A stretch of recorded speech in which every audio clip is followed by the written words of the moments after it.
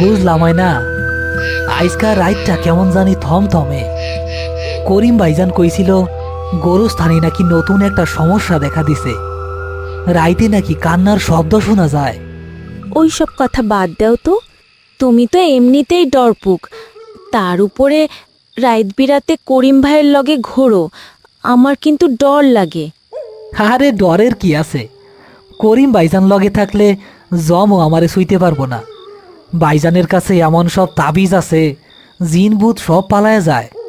তা ঠিক, কিন্তু হুনসি আমাবস্যার রাইতে নাকি নিশিরা গ্রামে নামে, মানুষের গলা নকল কইরা ঘর থাইকা বাইর কইরা নিয়া যায়। তুমি সাবধানে থাইকো। হঠাৎ করেই উঠানের বেড়ার ওপাশ থেকে কারোর ভারী পায়ের শব্দ পাওয়া গেল, আর তারপর পরিচিত সেই গলার আওয়াজ। রতন, ও রতন, বাড়িতে আসস নি? আরে ওই তো ভাইজান আইসা পড়ছে। হ্যাঁ, আসি ভাইজান, খারান আইতাছি। এত রাইতে করিম ভাই আইলো কেন? উনি তো এশার নামাজের পরে গোরস্থানে থাকে। হয়তো বিশেষ কোনো দরকার, তুমি ঘরে থাকো, আমি দেইখা আসি।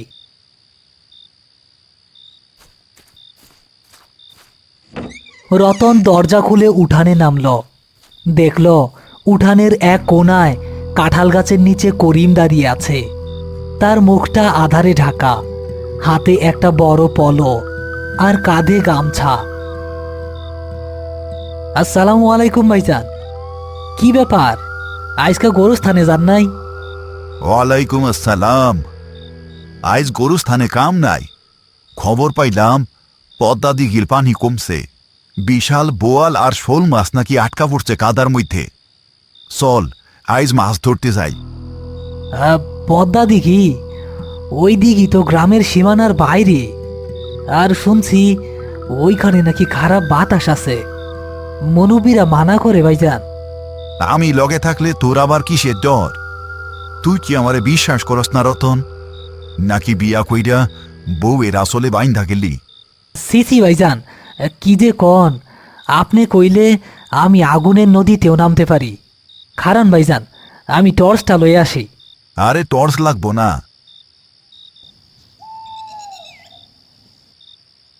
আইজকা চাঁদের আলোই যথেষ্ট, লগে শুধু একটা ধামা নে। রতন ঘর থেকে একটা ধামা নিয়ে বেরিয়ে এলো। ময়না জানালা দিয়ে দেখল তার স্বামী করিম ভাইয়ের পেছনে পেছনে অন্ধকারের দিকে হেঁটে যাচ্ছে। কিন্তু ময়নার মনে একটা খটকা লাগলো, করিম ভাই তো সবসময় ডান পায়ে হাঁটা শুরু করে, কিন্তু আজ বাম পায়ে হাঁটলো কেন? আর তার শরীর থেকে কেমন একটা পচা ডোবার গন্ধ ভেসে আসছে বাতাসে।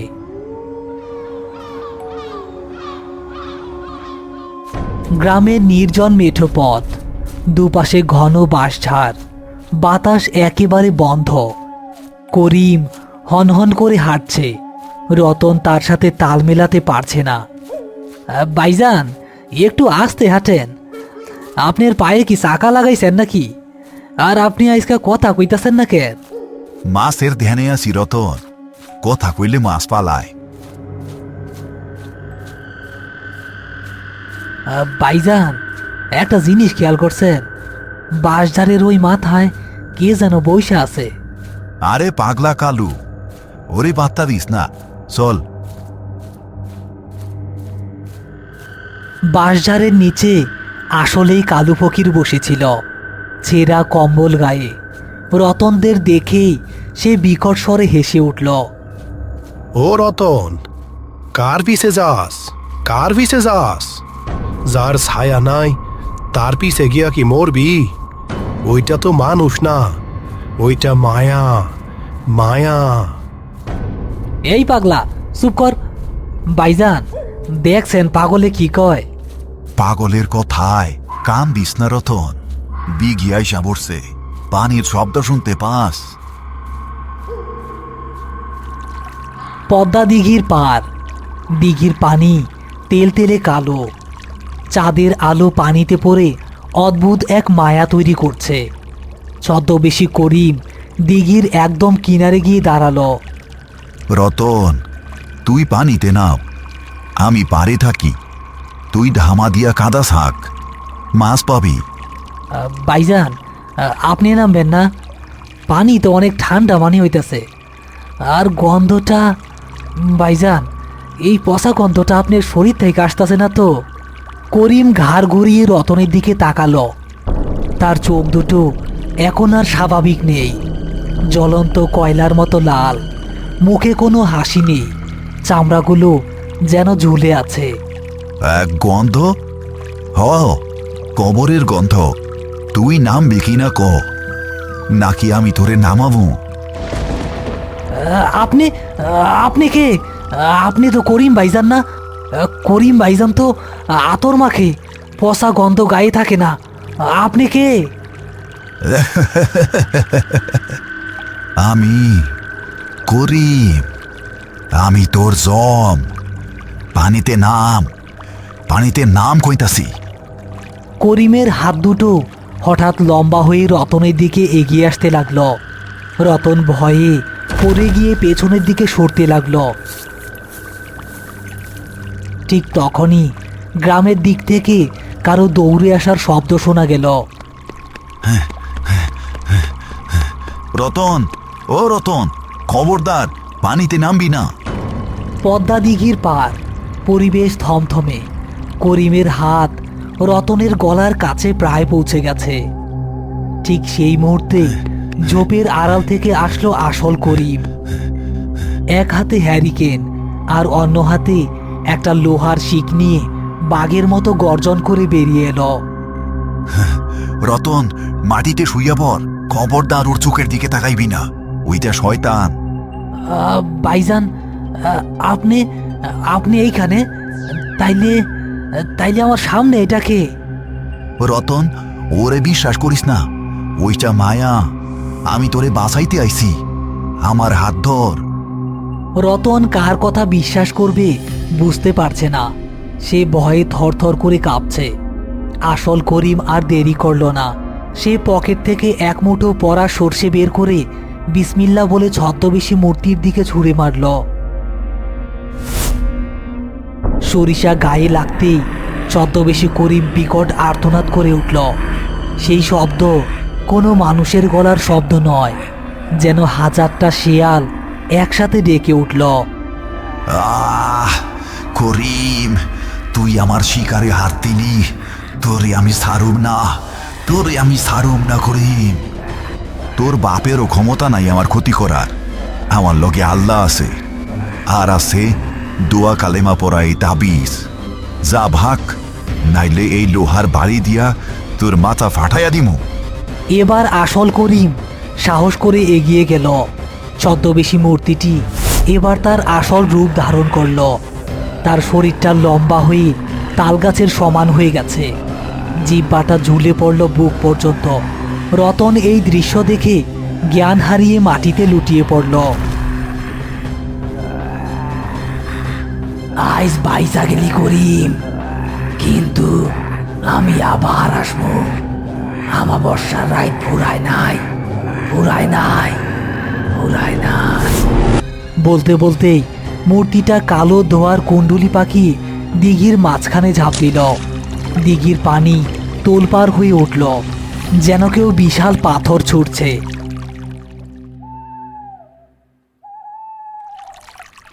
কিছুক্ষণ পর দিঘির পাড়ে রতনের জ্ঞান ফিরেছে। আসল করিম তার মাথায় পানি ঢালছে। পাশে দাঁড়িয়ে আছে কালু ফকির, হাতে একটা লাঠি। ভাইজান, আমি বাইসা আছি। হ্যাঁ, আল্লাহ বাসায় রাখছে রে রতন, তাই বাইচা আসস। আমি আর একটু দেরি করলে তোরে আর দুনিয়ায় পাওয়া যাইতো না। হ হ, আমি তো আগেই কইছিলাম, যার ছায়া নাই তার পিছে যাইস না। নিশিরা নাম ধইরা ডাকে, কিন্তু 3 বার ডাকতে পারে না। রতন, ও তোরে কয়বার ডাক দিছিল? 2 বার। হ ভাইজান, 2 বার ডাকছিল। আমি তো 3 বারের অপেক্ষা করি নাই। এইটাই তো ভুল হইছে। নিশিরা মানুষের গলা নকল করতে পারে, কিন্তু আল্লাহর নিয়ম ভাঙতে পারে না। 2 বারের বেশি টাকার ক্ষমতা ওদের নাই। আর শোন, আমি জীবনেও তোরে খারাপ সময়ে ঘর থেকে বাইর করুম না।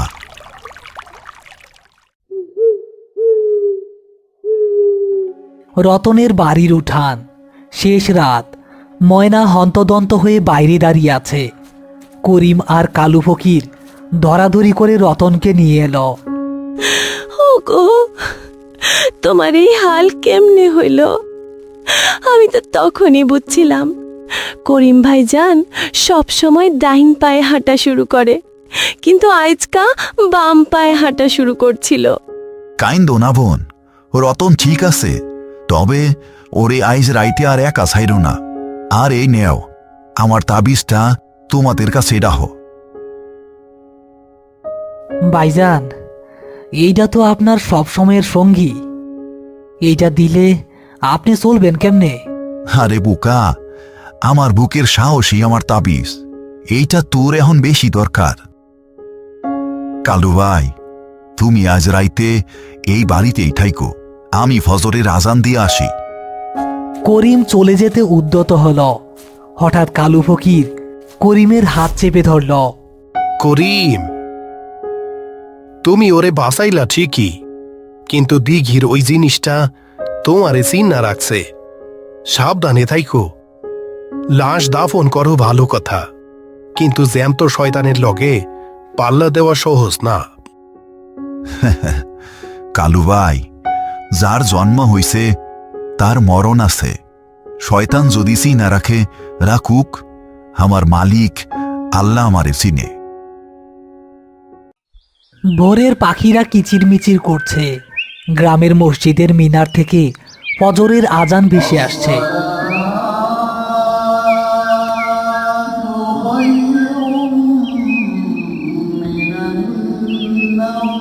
রতন তার দাওয়ায় বসে সেই আজানের ধ্বনি শুনছে। তার হাতে করিম ভাইজানের দেওয়া সেই তাবিজটা সকালের রোদে চকচক করছে। ভাইজান ঠিকই কইছে, ডাক দিলেই যাইতে নাই। আসল ডাক আর নকল ডাকের তফাৎ যে বুঝে না, তার জীবন দিঘির তলে হারাইয়া যায়। রতন, রতন, সর্বনাশ হয়ে গেছে। হ্যাঁ, কি হইছে কাকা? আর করিম ভাইজান কই? উনি না একটু আগে আজান দিতে গেল। আরে কি কস তুই? পাগল হইছস? ফজরের আজান তো আমি দিয়ে আইলাম। আর করিম, করিম তো গরুস্থানের ওই পুরান কর্মসা গাছের নিচে অজ্ঞান হয়ে পড়ে আছে। কাইলকা এশান নামাজের পর থাইকাই নাকি তার হুঁশ নাই। কথাটা শোনা মাত্রই রতনের বুকের রক্ত হিম হয়ে গেল। তার সারা শরীর থরথর করে কাঁপতে শুরু করল। যদি আসল করিম গোরস্থানে সারা রাত অজ্ঞান হয়ে পড়ে থাকে, তাহলে কাল রাতে দিঘির পারে তাকে কে বাঁচালো? আর আজ ভোরে কে বা তাকে বাড়িতে দিয়ে গেল? কাপা কাপা হাতে রতন নিজের হাতের মুঠো খুলল।